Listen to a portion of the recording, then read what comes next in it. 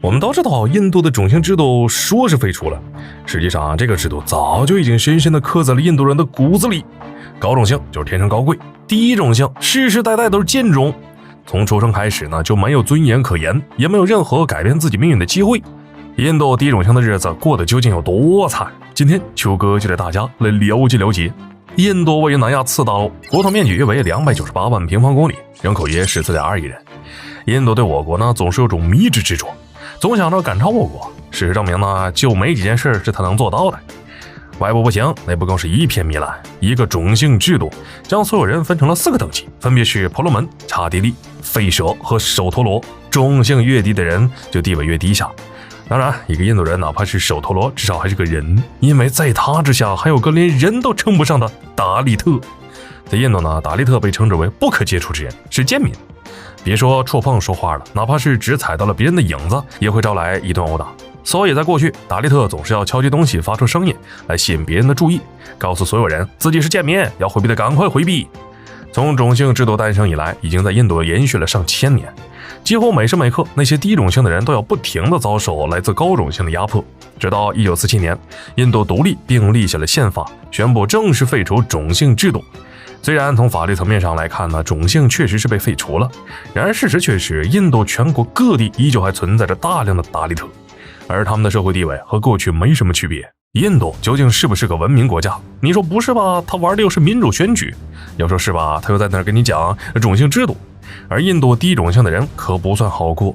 尤其是被称为贱民的达利特，他们会被周围的邻居排挤，不能用公共水井，孩子上学呢有法住进学生宿舍，找不到工作，买不了东西，哪怕没有少1分钱，甚至他们的生命安全也会遭受到威胁。曾经就有个新闻，一位贱民被高种姓的村民杀了，而杀人的理由呢，就是把他当成人祭，祭祀神明，来免除全村的灾害。而这样的事情呢，在印度不要太常见了。在2020年，就15个村民围殴了一个达利特种姓的青年，说这个青年呢偷了他们的羊，尽管青年说羊不是他偷的，这几个人不仅不听，还打算把青年给丢到火车轨道上。而这15个人直到最后都没有拿出证据证明羊是这个青年偷的。更离谱的是，还有个低种姓的人，就因为在事先不知情的情况下，不小心蹭吃了一下高种姓人办的宴席，结果呢被人殴打致死。而围殴的人里面还有同样和他是属于低种姓但事先得到许可的人，这就是印度的种姓制度。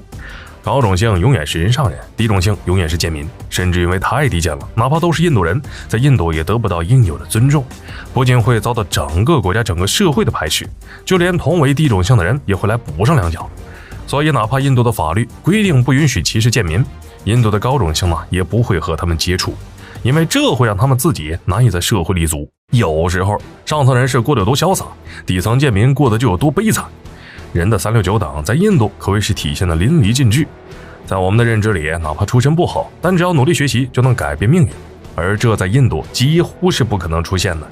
那些贱民上不了学，找不到工作，因为没有人愿意雇佣他，就算有也都是些别人不想干的又脏又累的活，比如说挑大粪、清理下水道等，甚至还有危险性很高的。因为在印度人看来，这些贱民的命呢就不是命，万一不小心死了，那就死了呗，反正他们活在世上不是浪费空气就是浪费粮食。这还是低种姓男人。除了达特利呢，还有个叫佩尔纳的低种姓群体。在这个种姓里面呢，女人为了能够活下去，就只能世世代代当妓女，因为其他的职业这些人根本不配干，一旦他们碰了，那就是对这个职业最大的侮辱。而他们每天兢兢业业，就想要讨口饭吃，能活下去，结果薪资还是层层被扣，最后到手的工资也是寥寥无几，吃了上顿没下顿。有人可能会说，那为啥不反抗不逃跑呢？因为一旦不这么做呢，就会遭受自己家人的责骂殴打。要是有孩子的话，家人甚至还会用孩子来威胁他。低种姓面临的不公有很多，不是没有人想反抗，但无一例外，只有小部分人能跳出泥潭，而其他人呢全都失败。尽管印度政府也有在努力的想消除种姓，但很明显这不是立马就能解决的事儿，他们还有很长的路要走。好了，本期视频到这儿就结束了，麻烦各位看官用你发财的小手给亮点赞关注呗，咱们下期再见。